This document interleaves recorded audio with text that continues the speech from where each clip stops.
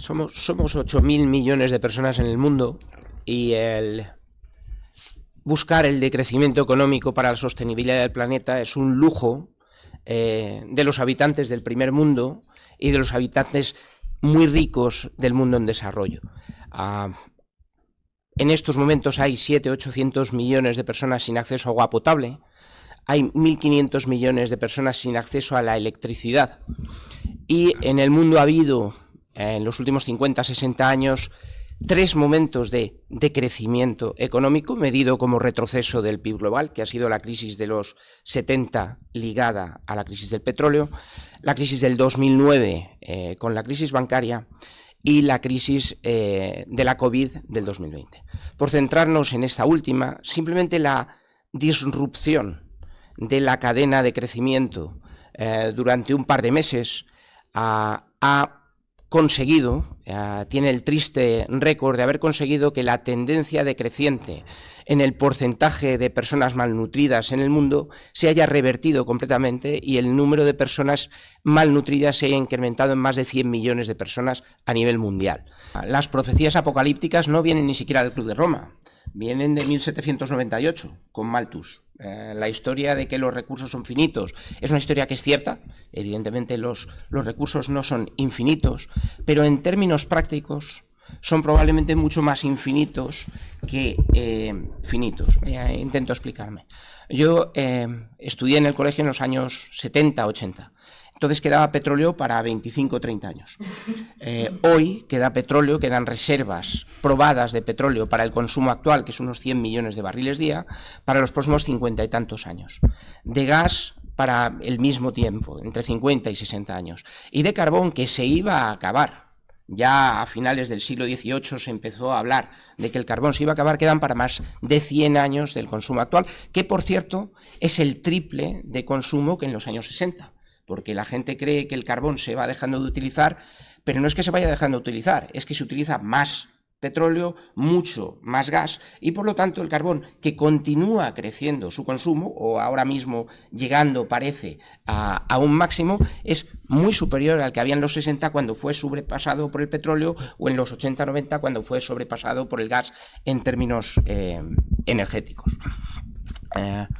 Por lo tanto, yo no creo que haya nadie en estos momentos que pueda decir dónde están los límites exactos del planeta, porque el ser humano, con el ingenio que tiene y con la tecnología que tiene, consigue transformar en recursos cosas que antes no eran recursos económicamente hablando, y consigue optimizar su consumo de una manera muy superior. Antes comentaba contigo, antes de empezar la conversación, que hoy el parque de vehículos que hay en Europa es muy superior al que había hace 30 o 40 años y sin embargo consume menos litros de combustible que los que consumía hace 30 o 40 años, porque son motores muchísimo más eficientes que lo que eran antes.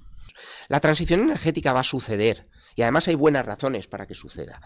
Se me ocurren muchas razones para dejar de depender de los combustibles fósiles. Los combustibles fósiles, primero, son finitos. Decía antes que quedan para muchas décadas, posiblemente puedan quedar para siglos, pero en un determinado momento se van a acabar. Segundo, son cosas sucias.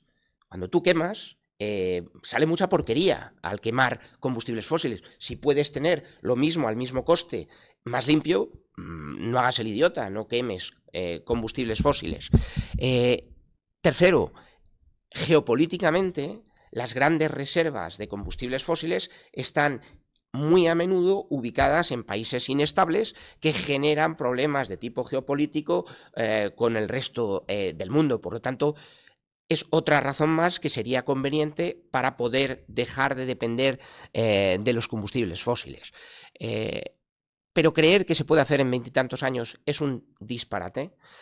Centrarlo todo, como se está centrando ahora, en tecnologías cuando menos discutibles, como pueden ser la energía solar o la energía eólica, que inherentemente son intermitentes y que por lo tanto añaden una serie de... Aunque el kilovatio hora teórico producido con un panel solar o con una turbina eólica sea muy barato, si queremos que la luz se encienda cada vez que damos al interruptor, tienen que ir complementados con baterías o con otro tipo de centrales eléctricas que puedan proveer electricidad cuando no sople el viento o cuando no luzca el sol, y eso eleva los costes del sistema. Entonces yo ahora mismo creo que lo suyo sería abrir mucho más el rango de las opciones tecnológicas e invertir mucho más en innovación-desarrollo para futuras formas de energía, y sobre todo deberíamos ir olvidando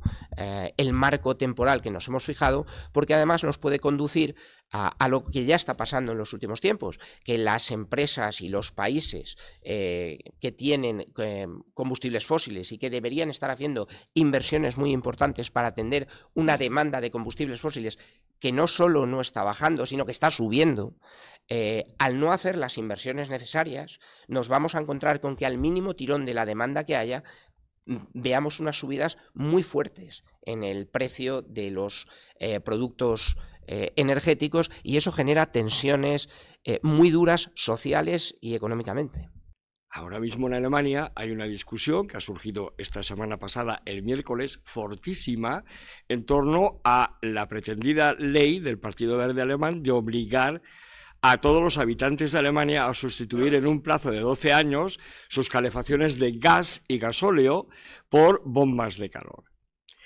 Ojo, surge la polémica no porque a los alemanes no les guste y no quieran invertir ese... No, porque la Asociación Profesional de Instaladores de Calefacción Alemana, es decir, los que instalan las calefacciones, han salido a la calle, han medido las condiciones en las que se encuentran muchísimas viviendas unifamiliares, pero ojo, y sobre todo, las viviendas sociales de las zonas menos favorecidas de Alemania, construidas en los años, a finales de los 60, principios de los 70, y han hecho un informe en el que explican exactamente por qué es absolutamente imposible calefactar con bombas de calor uno de estos bloques de edificios sin hacer reformas que superarían con creces la imaginación más obscena de presupuesto de ningún político y de ningún proveedor de bombas de calor.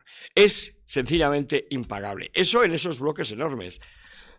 Luego vienen las casas individuales, y las casas individuales hay casas que tienen 50 años, que tienen radiadores, que están muy bien aisladas, y sin embargo, por su construcción, se verían obligados a cambiar el sistema de radiadores de calor radiante en las paredes por calefacción radiante de suelo.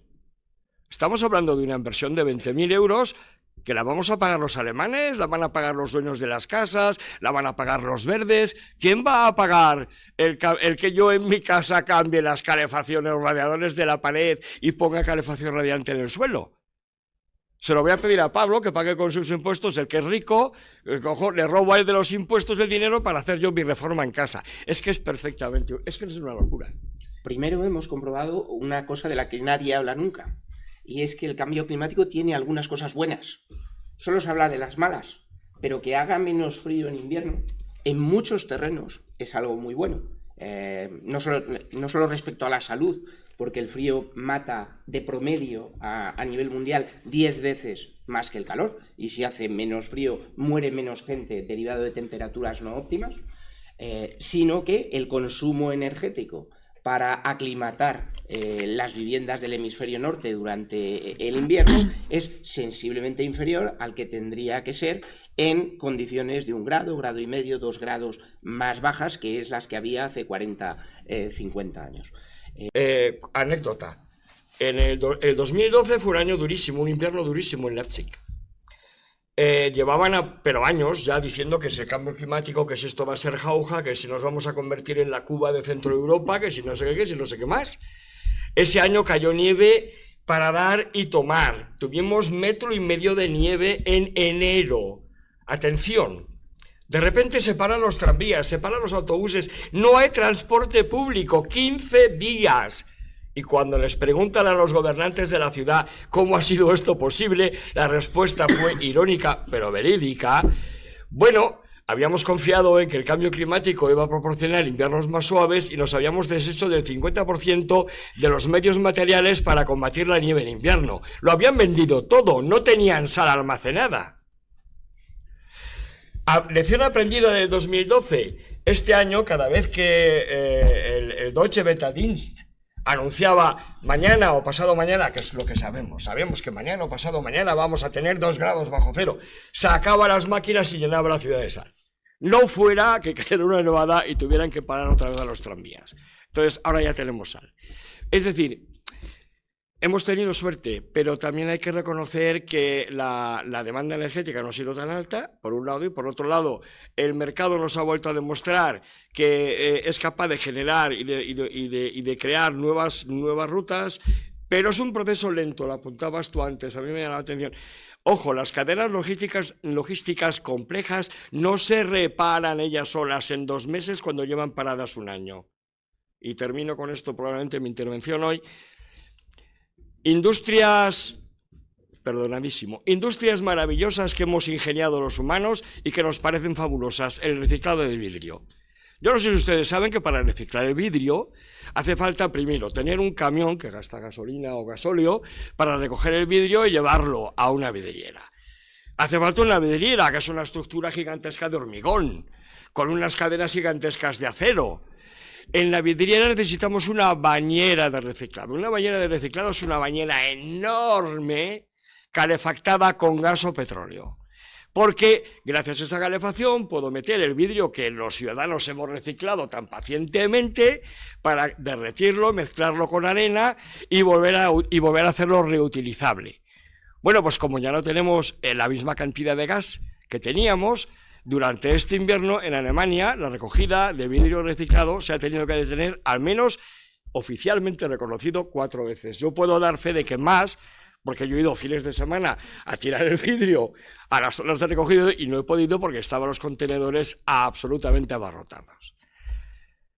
Para que nos demos cuenta de que cosas que creemos que estamos haciendo bien dependen de cosas que luego nos dicen que no estamos haciendo bien. Y al final lo que tenemos es un montón de basura que creíamos estar reciclando maravillosamente bien al lado de casa, ¿no? En los contenedores de vidrio. Es un detalle. La idea de reducir, reusar, reciclar suena también. El problema es que cuando miras los números y ves lo que se está haciendo de verdad, dices, esto tal vez es carísimo. Tal vez para cosas como el aluminio, claramente sí. Claro. Papel, cartón, sí. Probablemente también. Vidrio, parece que sí. Otras cosas es cerca del disparate porque te estás gastando más energía de la que sacas. Paco, o estás tirando recursos. Es que la economía circular, que parece que es un invento de ayer. Pero es que si llevamos toda la vida haciendo economía circular. De lo que merece la pena. Claro, de lo que merece la pena. Vamos a ver, es que yo no sé quién de ustedes recuerda que sus abuelos tirasen las cosas cada 2 meses. Es que en mi casa las cosas se reutilizaban hasta que ya no se podían utilizar. Que no es un invento nuevo lo de la energía, lo de la economía circular, que llevamos toda la vida haciéndolo. Lo que es nuevo es cierta petición por parte de determinada gente para que sea casi obligatoria. Sí, bueno, la impostura, claro. Último tema o 2 ya y cerramos. Una energía de la que no se habla, y os invito a que si sabéis digáis, ya os lo digo yo, la geotérmica. Hay gente en Estados Unidos diciendo, la geotérmica es renovable, prácticamente eterna, la tiene todo el mundo en todas partes, sí. La tecnología básicamente ya existe porque es cavar y luego poner una serie de turbinas. ¿Y qué trabas se encuentran? Y con esto conecto con el otro tema que quería traer. Trabas regulatorias. Claro. Los estudios de impacto ambiental, la famosa EPA, Environmental Protection Agency en Estados Unidos, y esto también pasa en España. El Instituto Ostrom, por ejemplo, el Instituto Amigo Liberal en Cataluña, se queja de que en Cataluña no pueden poner más energías renovables tipo molinos o paneles solares por la cantidad de trabas regulatorias que hay. Que a veces dices, bueno, son los burócratas o que en muchos sitios no quieren. Todo lo que ha habido ahora en la España vaciada, que dice, ¡guau! ¡Qué vergüenza es esta de que nos vienen ustedes a poner paneles y molinos y se llevan ustedes el dinero! ¿Cómo resolvemos esto? ¿Cómo veis lo de la geotermia y lo de las trabas regulatorias? La geotérmica es, para mí, es mi gran esperanza, entre comillas. 20 kilómetros bajo tierra, en cualquier lugar del planeta, la temperatura son aproximadamente 500 grados. Si tú fueras capaz de inyectar agua y calentarla con esa temperatura, Que no hay que- generarías vapor de agua, moverías No hay turbinas. que y llegar ya a está. 500 grados, con llegar a 100 te basta. Bueno, mejor.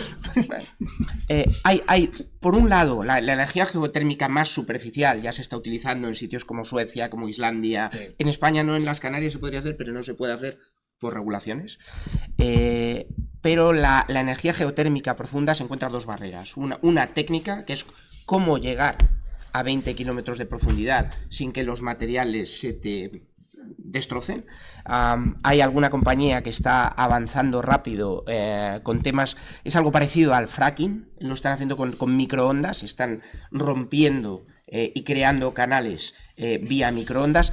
Tiene buena pinta, tienen un proyecto para montar una planta en 2024 de 100 megavatios en una antigua mina de carbón, lo que decías tú, aprovechan instalaciones antiguas donde ya tienen las turbinas y todo, pretenden tenerla en marcha en 2024 y en régimen comercial en 2028. No estamos hablando, no es como la fusión que decía antes Luis, la fusión es muy prometedora, pero estamos hablando desgraciadamente de bastantes décadas vista, probablemente antes de que veamos reactores comerciales a un precio razonable. Esto sí funciona técnicamente y parece ser que las cosas de momento van bien. Podríamos verlo en funcionamiento en un corto plazo de tiempo y además siendo la tecnología exportable, es aplicable en cualquier sitio del mundo. Es muy interesante lo que decía Paco, lo bonito de la energía geotérmica es que debajo de nuestros pies, en cualquier sitio del mundo, puedes aplicar esa tecnología y obtener electricidad con el calor que hay en el manto. Calor que alguno empezaría a decir que es un recurso finito, pero bueno, creo que hay para varios millones de años de consumo actual, con lo cual no sería mayor problema. El problema vendrá, como bien decía, como bien apuntaba Paco, por las regulaciones y por los movimientos ecologistas / decrecentistas que dirán que taladrar genera terremotos, altera los acuíferos, todo lo que haga falta para impedir que podamos tener una energía, si no renovable, casi infinita, probablemente barata y constante y gestionable, a diferencia de lo que son las renovables ahora más en moda. Incluso por contaros una cosa de cómo puede esto contribuir a prevenir una posible catástrofe. Uno de los riesgos relativamente existenciales de los que se habla de vez en cuando es que en Yellowstone, el parque norteamericano, hay una caldera volcánica brutal, pero brutal. Y el día que aquello explote, igual el resto de la Tierra sobrevive o no, según cómo sea la explosión. Entonces ya hay gente que está diciendo, hay que empezar a extraer energía geotérmica de ahí rápido, todo lo que podamos.